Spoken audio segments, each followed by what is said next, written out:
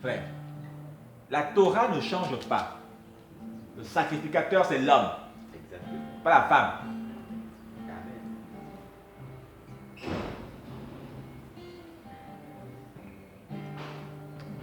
C'est pourquoi, d'ailleurs, c'est vrai que les apôtres aimaient dire homme frère, homme frère.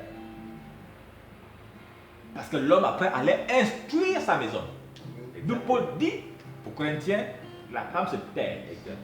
Si elle s'instruit quand elle a demandé à son homme à la maison.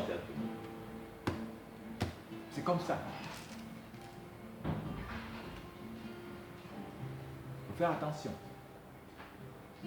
Oui, je suis lévite, j'ai reçu en vision, je m'a dit que je suis lévite, voilà, je suis une femme, je suis lévite.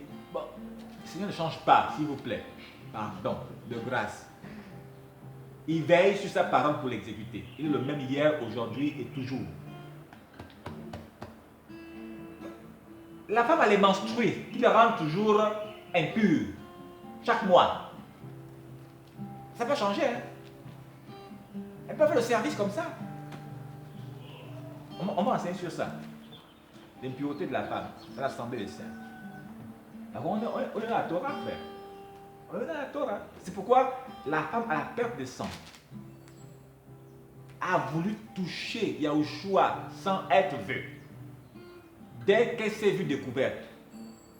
Chance pour elle. Pas chance. Grâce à Elohim, elle a été guérie. Elle a pu la perdre.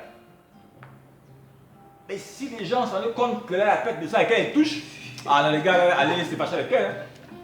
Hein. Les gens allaient se fâcher avec elle. C'est qu'elle, les gens allaient se fâcher avec elle. Quand elle est dans l'impureté, elle est touchée. Elle se fâche. Non. C'est pourquoi elle était embêtée. Et elle dit, c'est qui? Elle dit, c'est moi. Elle tremblait même. C'est moi. Elle a dit, ok, c'est bon. Voilà. La puissance qui est sortie de moi, c'est bon, ta guérisseur.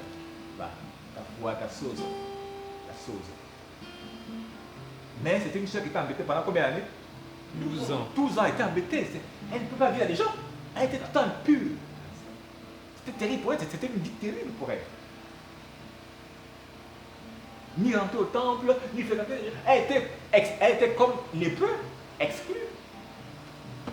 Tout le temps, impure. C'était une vie terrible pour elle pendant 12 ans. Là, elle était libérée. Enfin, je vais avoir une vie sociale. Une vie sociale. Elle était avec les gens et tout cela. Aller au temple et tout. Enfin.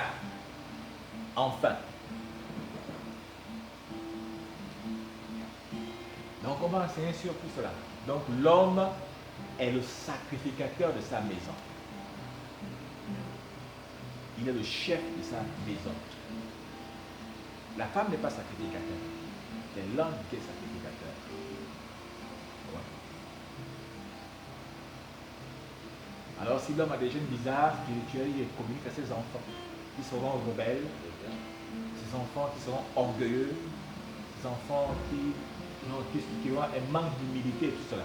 Il communique. Ça se passe comme ça. Faire donc attention. Donc, quand on n'est pas encore marié comme vous là, c'est bien. Il faut régler votre situation spirituelle avec le Seigneur. Afin que le mariage des enfants qui vont être là soit sain. Même si pour dire que la femme israélite a aussi un rôle. On va peut-être plus tard qu'aujourd'hui. Mais il est mieux que l'homme soit un israélite. Un gars spirituel. Dans la Torah, ancré dans la Torah. Qui aime Yahushua Mashiach, il accorde à ses enfants un avenir. Ils seront bien demain. Et s'il est bizarre, c'est fini. Les enfants seront bizarres. Si c'est un papa pasteur trompeur, un papa pasteur qui arnaque, qui abuse, qui extorque, qui manipule, les enfants sont aussi des manipulateurs. Ça c'est clair. Parce qu'il a un mauvais sacerdoce. C'est ça qui va communiquer à ses enfants. Avec la grâce du Seigneur pour couper cette lignée là.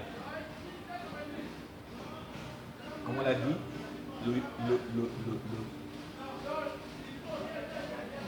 le Yetzer Hara se communique par la mer et le péché. Maintenant, les péchés, c'est le Père qui les connaît à ses enfants. Mais le péché, c'est-à-dire cette marque-là qui nous rend mauvais, c'est la mère qui donne ça. C'est pourquoi Yahushua avait cela.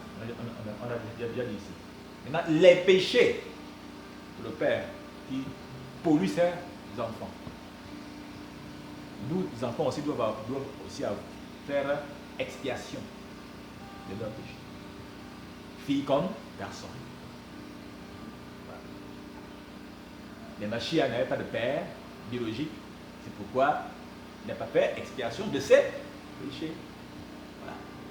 Et le péché en lui, il a bloqué ça. Oui. Donc, il était donc l'agneau parfait. Alléluia. Amen.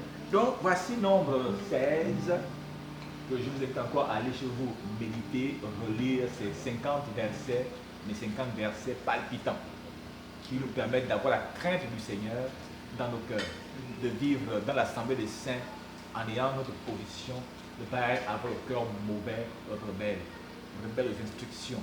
Même quand on dit va balayer le salon, va balayer le salon tranquillement, pas en murmurant. Tu es content d'aller le faire. C'est sûr, tu es content en disant c'est comme c'est Yeshua qui m'a envoyé le faire. Attends, imagine toi Yeshua, il dit va le salon. Il va dire pardon, tu me fatigues. C'est moi. Ah! Mais tu veux même. Regarde, si Yeshua est là, on va venir. Oh, on serait comme ça. Content de le servir. C'est pourquoi Paul dit quoi que vous fassiez, faites-le comme pour le Seigneur, avec joie. Alléluia. Voilà, je termine par là ce partage, ce petit partage.